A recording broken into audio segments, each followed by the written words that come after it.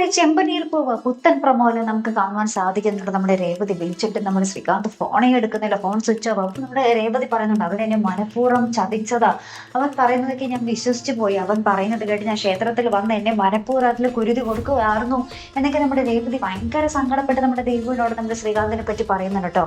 അതിനുശേഷം നമുക്ക് കാണുവാൻ സാധിക്കുന്നത് നമ്മുടെ രവീന്ദ്രനെ നമ്മുടെ പോലീസ് സ്റ്റേഷനിലേക്ക് ജയിലിൽ തന്നെ അടച്ചിട്ടിരിക്കും. അപ്പൊ നമ്മുടെ പോലീസ് അവിടെ നിന്ന് പോവുക. അപ്പൊ നമ്മുടെ ചച്ചിയും നമ്മുടെ ചന്ദ്രയും നമ്മുടെ സുധിയും എല്ലാവരും കൂടി പുറകെ ഇപ്പോൾ പറയുന്നുണ്ട് അച്ഛനെ ദയവ് ഇത് വിട്ടയക്കണം, അച്ഛന് പകരം ഞാൻ കിടന്നോളാം എന്നൊക്കെ സച്ചി പറയുന്നുണ്ട് ജയിലില്.